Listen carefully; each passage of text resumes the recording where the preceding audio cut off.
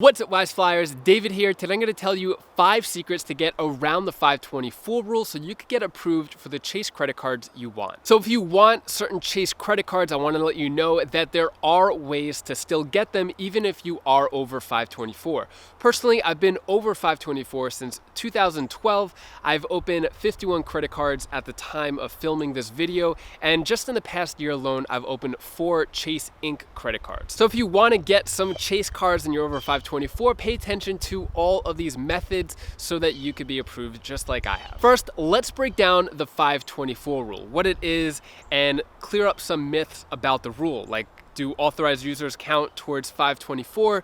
Do store cards like Macy cards, JCPenney cards, do those count towards 524? As well as some other myths. I'm gonna clear it all up now, then I'll get into the secrets of how to get approved for them. The 524 rule means that if you've opened 5 cards or more in the past 24 months, you won't be approved for any Chase credit card. This counts for every single Chase credit card. You won't be approved for them. A common misconception with the 524 rule is there's 2 different ways to look at the rule. There are cards that fall under the 524 rule and cards that count towards the 524 rule. So a lot of people get those mixed up. First, let's go over the cards that count towards your 524 count, which means any card that you open that I'm about to mention will count as a 524 slot. This includes any personal credit card everywhere. So Amex, Citi, Bank of America, Capital One, Chase cards, every single personal credit card that'll show up on your credit report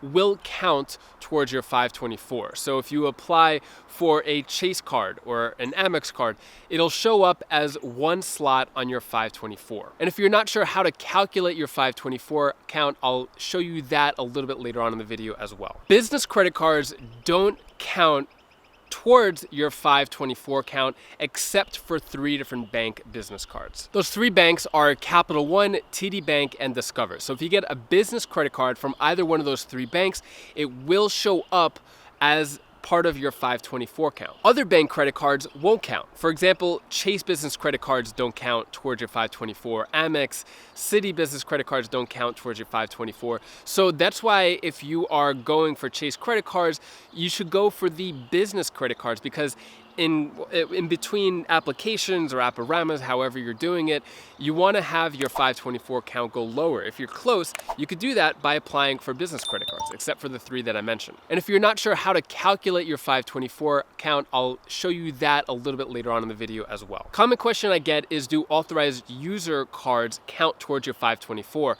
Answer is yes. So if you are an authorized user on someone else's account to boost your score or for whatever reason, then you will that will count towards your 524. So if you're under 524, let's just say you have 2 cards open in the past 24 months, but you are an authorized user for 4 different cards, that would technically make you over 524. You can still apply for Chase credit cards online the traditional way and still be approved while being an authorized user for all those cards. The way you do that is anytime you apply for a Chase credit card or any other card and the application status comes up as pending or denied, you want to call up the reconsideration line. In the description below, I have a free PDF of exactly what to say in the reconsideration line, as well as the exact number to call. So use that if you ever have an application pending or denied. So if there is a case where if you are an authorized user on multiple accounts and it makes you over 524, you apply for a card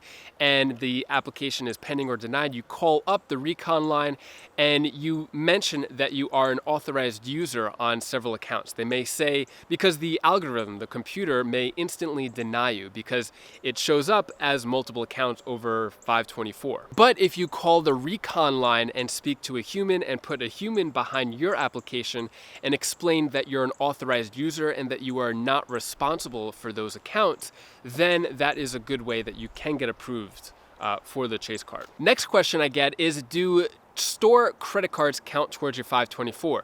Macy credit card, Target credit card, or really niche like Victoria's Secret credit cards, all those cards count towards your 524, no matter how small. If it's part of the national payment system, then it will count towards your 524. Next question I get is, do hard inquiries count towards your 524. So if you apply for a credit card, whether approved or denied in the past 24 months, will that affect you getting approved in terms of 524? No. So, well, it won't affect you because hard inquiries don't count towards your 524. You could have 10 hard inquiries on your credit report and it won't affect your 524 status, although it probably will affect your approval status in other ways, but that's another thing. Another thing to be aware of with the 524 rule is product changing. When you're upgrading a credit card or downgrading a credit card, let's say you have an annual fee coming up on a credit card and you don't want to pay that annual fee, you don't cancel the card, but let's say you downgrade it to a no annual fee credit card. I have a few different videos about upgrading, downgrading, product changing between cards.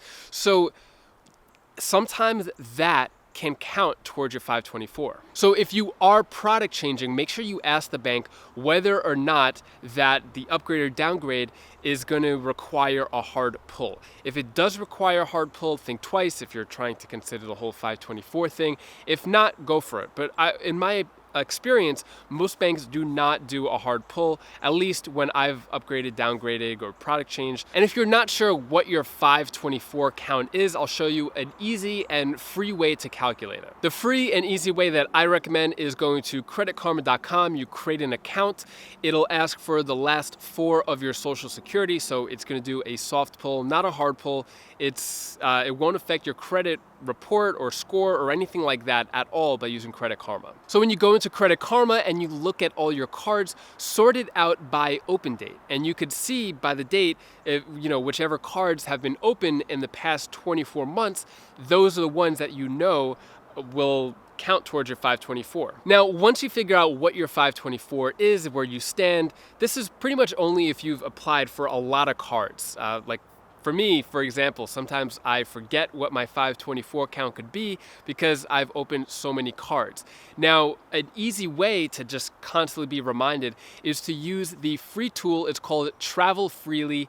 I've had Zach, the creator, on my channel a few times, and Travel Freely is a really good resource to manage and track your credit cards. Basically, any credit cards, old credit cards or new credit cards that you have, you put it in the Travel Freely system, not the numbers or anything sensitive, just the name of the card, when you opened it, how many points it gave you with the sign-up offer, and it keeps track of all of it. It gives you reminders of when to complete the minimum spending, reminders of when your annual fee is due, and also reminders of your 524 count. It has a whole tracking system of which cards count towards your 524, which don't, and it lets you know at all times what your 524 count is. As I mentioned before, it's a completely free tool. Zach is a good friend of mine. I've been using Travel Freely ever since he created it. So if you want to use it, you could use the link down in the description below. With all that 524 stuff out of the way, let's talk about the ways to get approved for cards when you're over 524. So I'm going to go over the methods that I've been approved for cards being over 524, and the easiest in my opinion. As I mentioned before, I've been approved for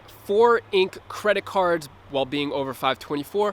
I also got approved for the Chase Sapphire Reserve card being over 524. So let me share with you the method that I use in order to get approved for those cards. Then I'll go over the other methods too. So the way you do this is you go into the Chase Bank and you don't speak with the clerk at the desk who handles all the money stuff. You want to speak with someone who has their own little glass office or cubicle. Those are the ones who are going to help you with this process. Once you sit down with one of those representatives, then you say that you want to see if you are pre-qualified for any Chase credit cards. They do a soft pull, so they ask for the last 4 of your social, nothing too sensitive there, other data points. Then they pull up your profile, and any cards on the screen that are in green, those are the credit cards that you are pre-qualified for. So once I would sit down with the representative and I was pre-qualified for the credit card, I was approved for the credit card on the spot. Actually, there was one time where I applied for the Chase Inc. Prefer card, and it was a pending, and the woman just called right away and got me approved 5 minutes later. So it was sort of pending, sort of instantly approved. All right, now let's talk about the other methods to get approved if you are over 524. First method is if you have Chase private client status. So basically, if you have a certain amount of money in the bank or with Chase, then you get this private client status, and you are able to bypass the 524 rule when applying for cards with the representatives. So to become a Chase private client, you must have a total of $250,000 or more in any combination of qualifying linked deposits and investments. The next method is to see if you are pre-qualified through the online tool. So if you go to chase.com/pre-qualified, you type in your information here. It's only the last four of your social, so it's not a hard pull, and you could see if you're pre-qualified for any Chase credit cards. The next method is once you're logged into chase.com, so you need to already be a customer for Chase, but this could be for loans, this could be for checking account, anything like that. Once you're logged into chase.com, then you go to the selected for you offers available and see if you are pre-approved for any Chase credit cards that way. So this next method is 50-50, mixed results here. It doesn't always work, but if you are anywhere on the internet and you see a Chase banner saying apply for this Chase Sapphire Preferred card or whatever, assuming it's a card that you want to apply for, supposedly that bypasses the 524 rule. I'm not really sure about this one. Let me know in the comments below if you have more data on that. And the most sad and unfortunate method is to wait, which is really hard to do. So if you are over 524, you want to get certain Chase credit cards, it's really hard and it takes a lot of patience to wait to get under 524. And in my opinion, so I've been doing this since 2011, applying for cards, doing travel points, all that type of stuff. I've seen the rules change a lot through the years. If you're over 524 and it's gonna take you maybe 6 months or less to get under 524, then I could see it being worth it and waiting if there's like a specific Chase card that you really want. But if you want to wait over 6 months, I don't think it's worth waiting to be under 524. Reason why is because the rules are constantly changing. Amex got a lot stricter, Citi's getting stricter, Bank of America's getting stricter. They're all getting really strict with their credit card applications. And if you wait too long, there's no saying what's gonna happen to the other credit cards that you wanna get, assuming that you wait that long with no cards at all. So in my opinion, I think once you are over 524, I think there's no looking back. Go for the Citi cards, go for the Amex cards, and just try to use some of the other methods that I mentioned rather than having to wait to go under 524. And if you want to learn what minimum credit score you need to be approved for some of the best Chase credit cards, you could click this link over here or this one down here, and I'll see you in the next video.